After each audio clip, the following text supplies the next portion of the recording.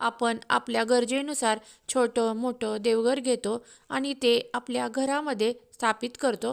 पण जेव्हा देवघर बदलायची वेळ येते, मग ते कुठल्याही कारणाने असू द्या, देवघर खराब झालं असेल, देवघर तुटलं असेल किंवा आपण नवीन घर घेतलं असेल, पण आणि आपल्याला आता देवघरही नवीन घ्यायचं किंवा देवघराची डिझाईन जुनी झाली आहे, आपल्याला नवीन डिझाईनचे देवघर अशी सारखी कारण असू शकतात.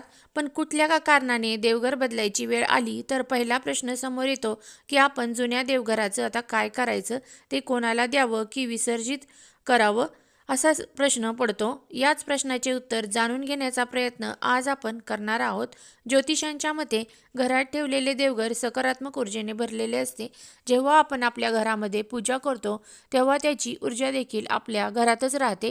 त्याचवेळी जेव्हा तुम्ही ते विकण्याचा किंवा कुणाला देण्याचा विचार करता